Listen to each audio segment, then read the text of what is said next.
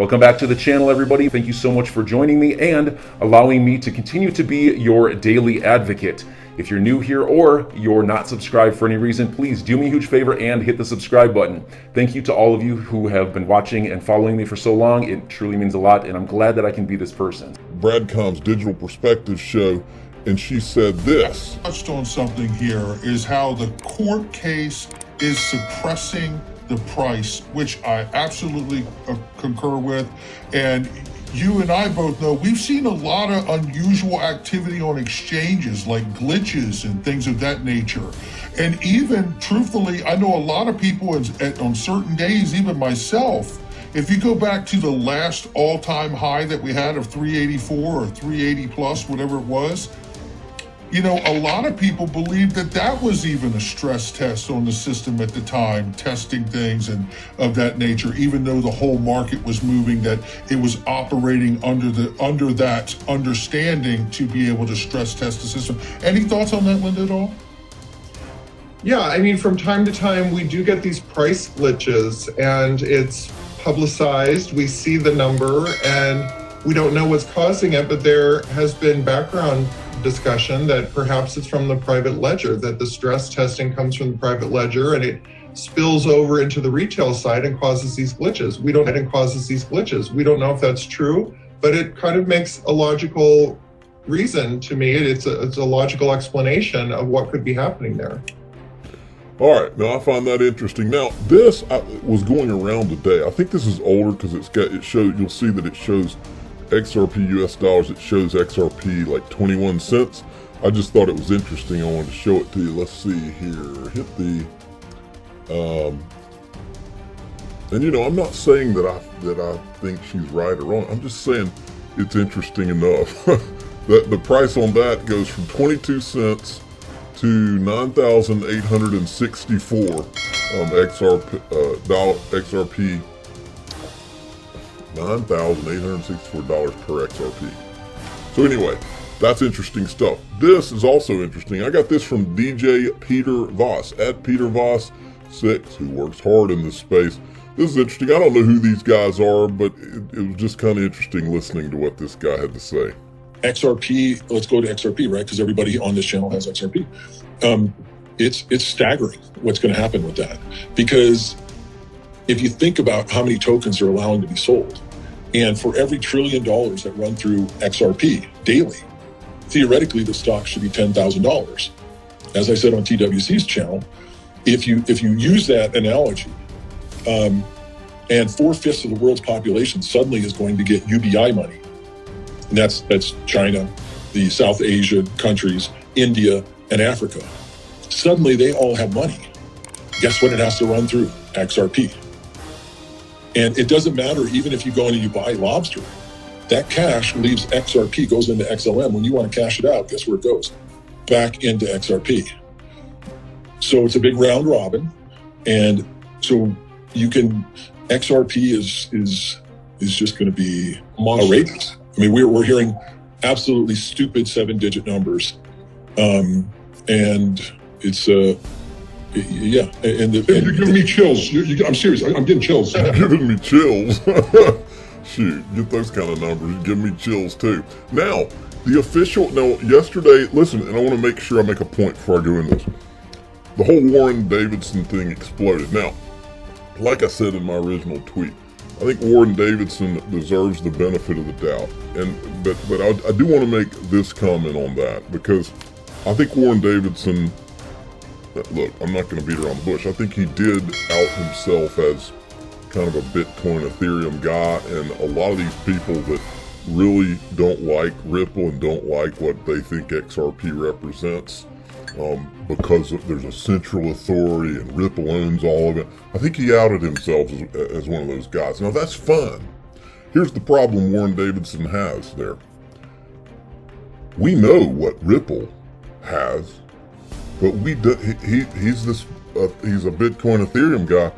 He does not know, because they disguised the whale purchasers.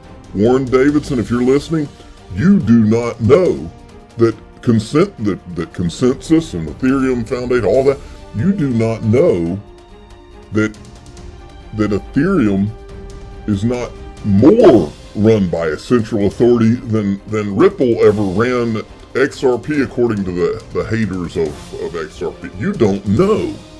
And my question to Warren is, why don't you want to know? If you care this much about there being a central authority, which you obviously do, if that's such a bad thing, why do you not care to find out who those whale disguised purchasers were? Because if you find out that it's actually a handful of VCs and banks, which it very likely could be, then you've got yourself a problem. It blows up the whole thing, okay? And maybe that's why you don't want to look, because you know what you'll find, or maybe you already know. I don't know, but you can't have your cake and eat it too here, folks. Ethereum is either this thing they've held out as decentralized or it's not. But you shouldn't be afraid to find out who the disguised, to call for someone to let's do an audit and find out who the disguised whales are. You shouldn't be afraid of that if you truly believe that it's decentralized and somehow Ripple's the bad guy and all that. And that's the problem. That's the corner that, I think Warren Davidson ultimately is a guy that has good intentions. I do not see him as a bad guy per se, but there's enough things here where all he has to do is call for someone to look into the Ethereum free pass. There's no question. There are all kinds of things stink coming off of that. All he's got to do is ask for an investigation of that. He should want to look into who the disguised whales are so he can make sure that Ethereum actually is decentralized and does not have a central authority. He should want to do that because he's obviously a guy who likes the concept of decentralization and no central authority. Why is he not asking for that? And that right there is the core of this. It's not, for me, I don't see Warren Davidson as a bad guy. I don't think Warren Davidson was a guy that had bad intentions or anything. I think he accidentally showed a fake thing, but I think he also showed us his card and said, oh, I got a problem with, I think Ripple's this central authority or whatever. I think he did show that card. But now he's got a bigger problem because the official cool guy of the digital asset investor channel is now weighing in on it. And anytime cool people come out of the shadows on Friday, you might have some issues. All right, DAI, happy Friday. Get your coffee, get your Zippo lighter, clean that house, the cleaning lady's coming. I love you. Moving forward, we got to screen people better. Warren Davidson, I don't blame him for falling for the head fake scam, but I do blame him for jumping on the opportunity so quickly to spread some FUD. Just keep that in mind. To the Army, we love you. I love you. We're close.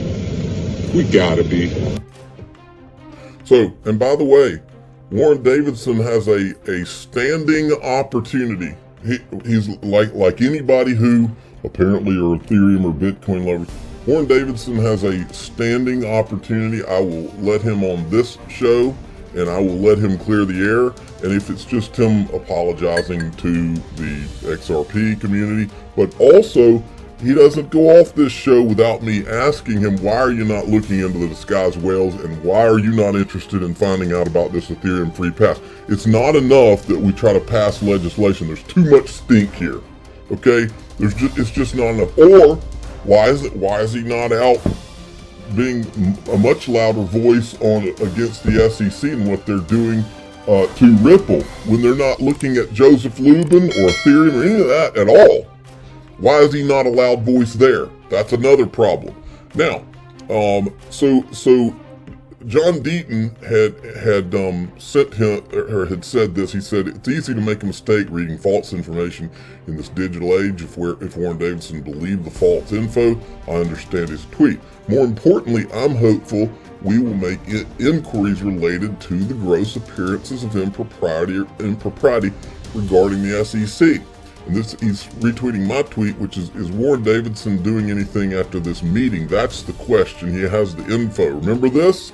This is John Deaton. He met with Warren Davidson, and he extended his sincere gratitude for taking the time to discuss our request for an investigation into the huge conflicts of interest and gross appearances of impropriety related to the decision to give Ethereum a free pass and attack XRP holders.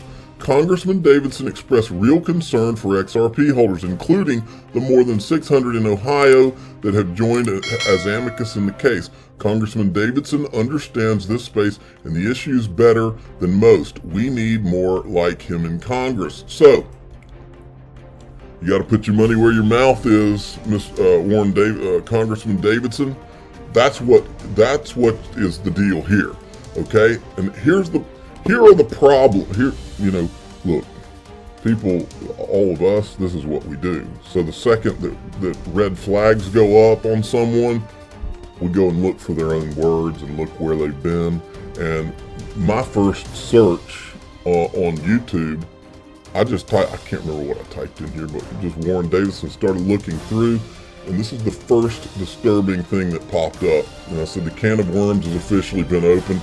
Invited to the event, this is when he held an event for crypto, for the financial industry heavyweights, NASDAQ, DTCC, Andreessen Horowitz, Union Square, which are these are the two venture capital firms that ran the venture capital working group that gave Ethereum the free pass. These are the two venture capital firms right here. So that is double. Now we have two double red flags, okay? And then, unfortunately, TAIG started doing his thing, and now we have this. He says the Ethereum and Bitcoin nonprofit lobbying organization Coin Center. Now we've been talking about Coin Center, Blockchain Association, Digital Chamber of Commerce, and how they don't seem to be trying to support John Deaton or Ripple in their case. So enjoy your day, everybody. I'm always here for you. Leave any comments or questions below, and be sure to subscribe. But thanks, everybody. I really appreciate you. Enjoy your day, and I always have your back. So thanks so much, everybody.